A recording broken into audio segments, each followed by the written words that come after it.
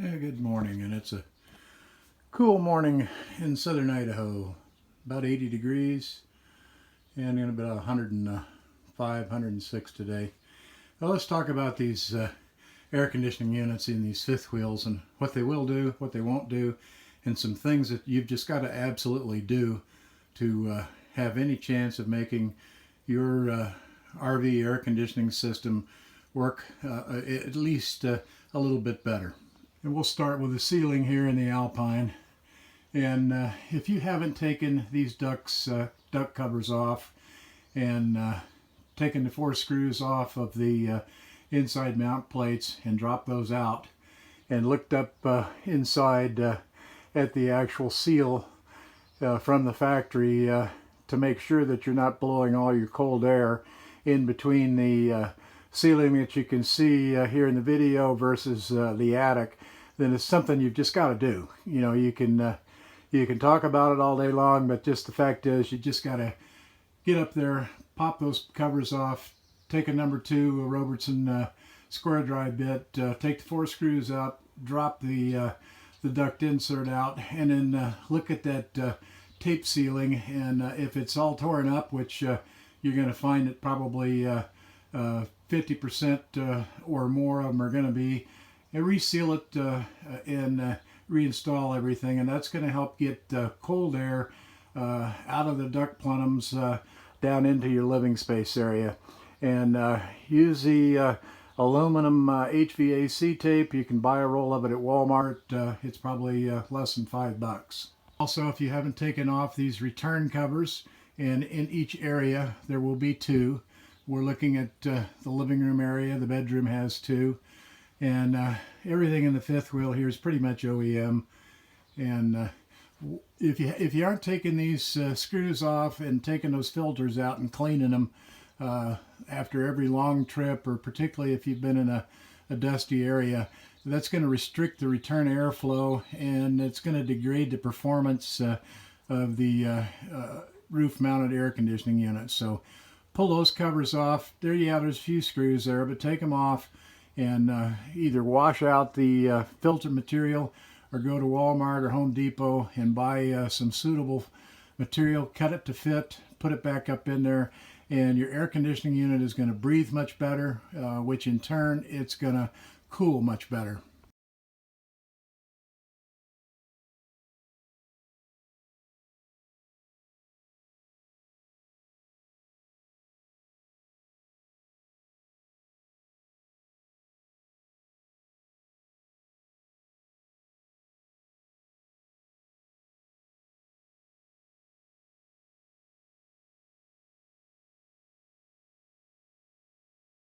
Let's talk about these remote temp sensors.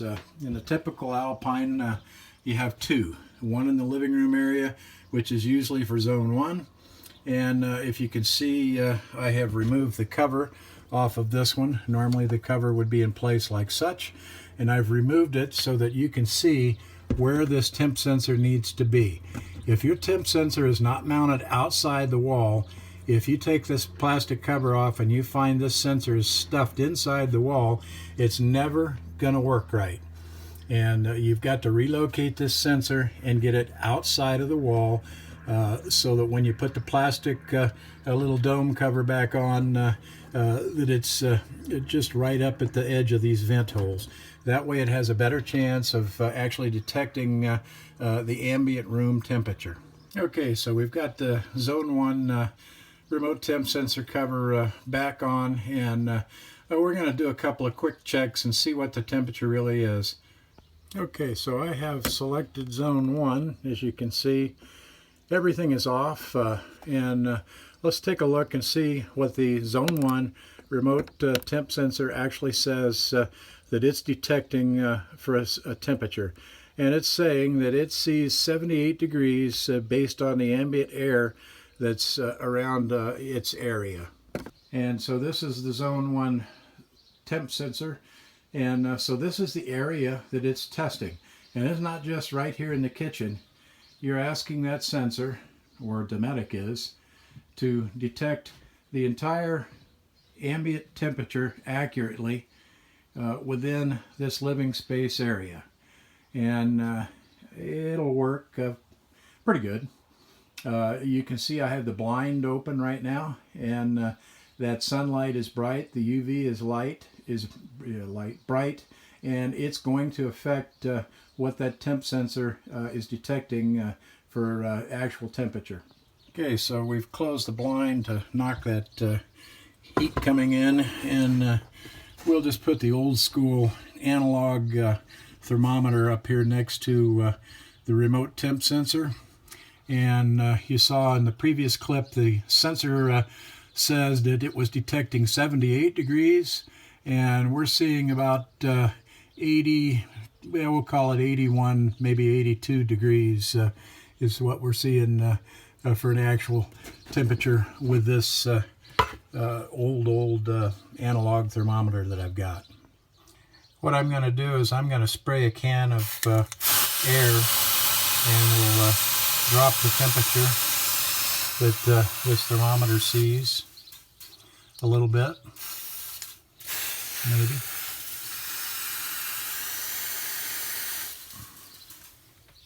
And it dropped just a little bit. And now what I'm going to do is I'm going to spray a little bit directly on this temp sensor, and we'll go over and check the digital display and see what it says. And so if you notice now, I sprayed that digital remote temp sensor with that can of cold air, and it dropped down to 66, and it's warming right back up pretty quickly, and 69, it'll be back up to normal temperature fairly quick. So that tells me that the sensor actually is working, and the same for the one in the bedroom. And we're looking at the temperature in zone 2, which is in the bedroom, and we are showing the digital thermostat says it's detecting 79 degrees from the remote temp sensor in the bedroom. And so we'll go see with the analog thermometer right next to the remote sensor what it actually reads. Okay, and we're now in the bedroom, and I have this old analog thermometer right next to the zone 2 remote temp sensor, which is in the bedroom, and we're showing what looks to be 78 degrees, maybe just a little past 78 degrees in comparison with the 79 degrees that this remote temp sensor detected. You also want to remove this cover and make sure that this sensor is not mounted inside the wall. If the sensor is mounted inside the wall, then it's not detecting your ambient air that's actually in this living space in the bedroom. What it's detecting is the temperature that's within this wall. And within this wall, this is to the bathroom, this sensor can pick up erroneous readings as this airflow comes up in between the paneling, and it could be hotter air or it could be colder air that's coming up from the basement. In the summertime, I would expect that to be hotter air that's inside than is actually in this room, but it could be wrong, but typically the basement's going to get a little hotter. We'll check this zone 2 remote temp sensor in the bedroom one more time, and we're still showing 79 degrees. And so now we're going to go in the bedroom, and we're going to put a little cold air on that sensor. Okay, and we're going to spray a little bit of cold air next to that sensor, and then we're going to go back around here to the steps, and let's take a look and see what that remote sensor actually measures for a temperature, if I can get it to read. And now to properly press the button, you saw that it was 79 degrees off that remote temp sensor, and right now we're reading the temp sensor after spraying that cold air on it, and it shows 66 degrees, which of course is not the actual temperature in there. I just want to show you that if you're wondering if your remote temp sensors are actually working at all, that's a quick way to do that. Just get a can of air, turn it upside down, spray it near the sensor you want to test, and then come back out and check your display. And if you've got the in-command system, you can look on the DC, your display commander, in the HVAC menu, and you can see what the zone 1 or zone 2 displays are actually detecting. And we'll just come back in the bedroom, and we'll just kind of fan a little bit of this ambient warmer air back and forth across this sensor just a little bit. And let's go check that sensor again. Okay, and we're now looking at the zone 2 remote temp sensor after I fanned a little air above around the sensor after spraying it with some cold air. And you can see that the remote temp sensor is in fact rising again from the 66 that it showed in the previous clip, and it'll slowly rise up to the 78 to 80 degrees temperature it's detecting in the bedroom. So what I'm showing you is that's a quick, simple, no-cost way to at least know that those remote sensors are or aren't working. And, you know, just compare what that sensor is reading with some sort of a thermometer. You can use an old analog one like I had, or you can use a digital, whatever you happen to have. And then you can at least know that the sensor is or isn't working somewhat accurately.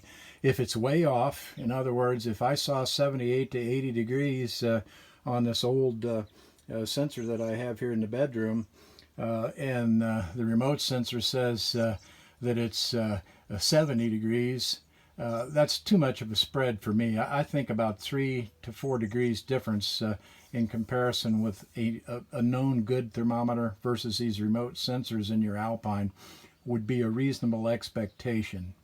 Another thing that's going to affect how these remote temp sensors work, and for example in the bedroom, if I take and I rotate this duct so that now the louvers are pointing directly down at that remote sensor, and I fire up the AC, this cold air is going to be blowing directly on that sensor, and it's going to falsely cool this sensor down in comparison to the rest of the bedroom area. So that's something that you want to do, is make sure of the placement of your overhead ducts. And we rotate these towards the bed. Some people have replaced the OEM ducts with a louvered duct, ones that you can even close off, but the OEM ones seem to do fine for us. And out here in the living room space area, there are a lot of things that are going to affect this remote sensor that you see out in the kitchen. For example, right next to that sensor is a window in the kitchen, and so this morning the sun rises in the east and it's shining right through that window. And even though I have the blind there, still that particular space of air that's right in that area there, and it's actually trapped a little bit in between the pantry area here and the overhead cupboard. So there is a little trapped air there.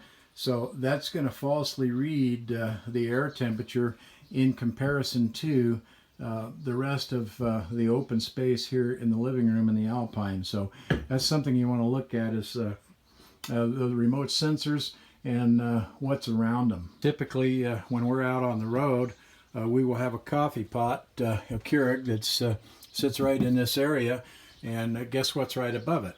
The remote temp sensor. And so the Keurig coffee pot, you know, it's got to heat that water up to get your coffee hot. I like my coffee hot. And so that hot air is going to rise, and guess what it's rising to? It's rising right up to that remote temp sensor, and so that temp sensor is going to falsely detect a higher reading.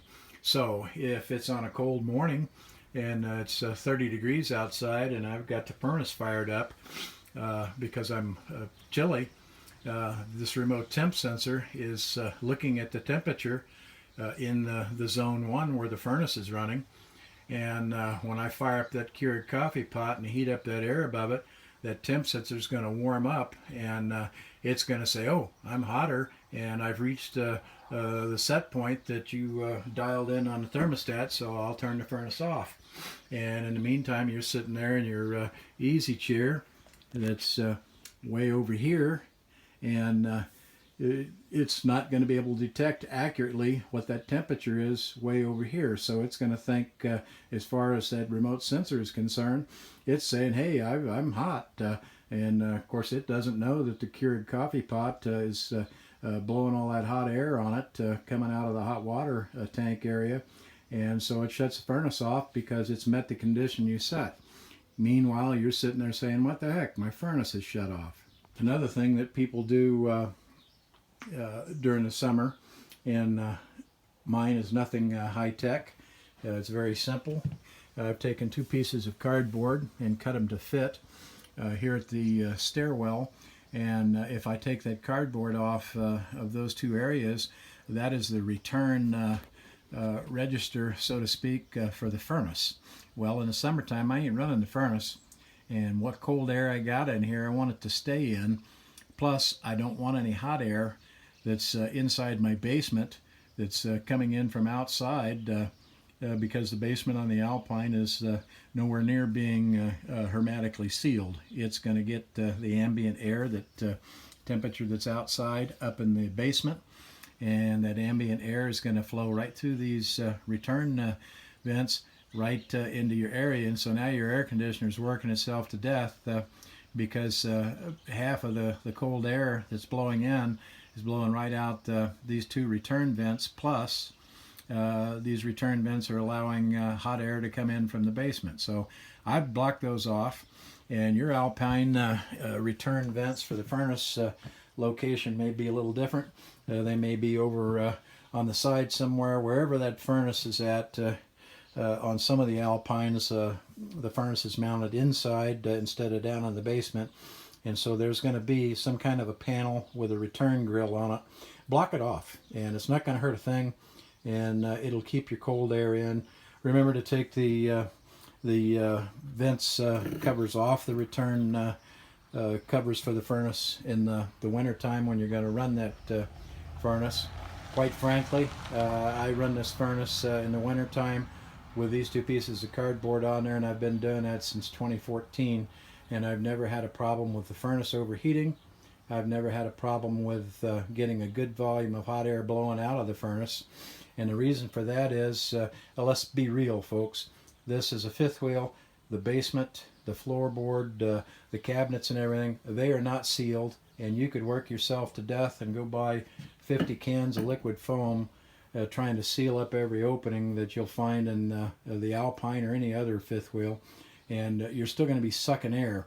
And so as long as that furnace can suck a decent amount of air to cool itself as it's blowing the hot air in through the vents, you're not going to have an issue. But that choice is up to you.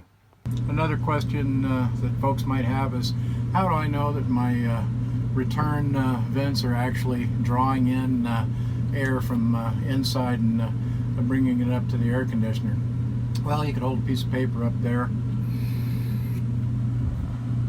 or if you have a little bit of liquid smoke like I do, you can easily see, and we'll do this one more time, you can easily see the return vent is doing its job, and you can see that it drew that liquid vapor right up through the vent and doing just what it's supposed to do. And if I want to see how well the air is actually coming out of the vents in the bedroom ceiling, and I can see that the airflow is blowing quite well. So that's a quick, easy way to see if you if your air conditioning system is actually drawing the air through the return vents and you're actually getting good airflow out of both the vents. There are 2 overhead cool air vents in here, as well as 2 return vents, and so you want to check all of them to make sure that you don't have blockage and that the system is actually working like it's supposed to. So we'll wrap this quick simple video showing you how to check to see if those remote temp sensors are working, and you can do this the test I just showed you with a can of cool air, and you can test it the sensors to see if they're detecting and actually registering a value on either the CCC2 thermostat or on your in-command display commander tablet in the HVAC section. And what you want to do is see a change in the temperature, and so if you're seeing a change on both remote sensors, then you at least know they're detecting and they're working correctly. If you find that they aren't working, they're not detecting any change in the temperature, then what you're going to have to do is you're going to have to go up on the roof to the zone AC that you're having problems with in regards to the remote temp sensor, and remove that AC's external cover, locate the control module box up on that AC unit, and there will be a plug with 2 wires on it that comes from the remote sensor for each zone. Each air conditioner has its own remote sensor plugged in at its respective control module, and the plug designation on that should be P4 for the remote temp sensor. So you can remove the remote temp sensor plug, use a multimeter, and ohm that remote temp sensor out from up on the roof. So what you're doing is checking the connection up at the rooftop all the way down through the wiring down to that remote sensor, and Dometic has a chart out that gives you a given resistance value at a given temperature, and so you can look on the chart, and if it is 80 degrees where that remote temp sensor is, then you can look and find a corresponding resistance value that you should be reading on your multimeter while you're up on the roof.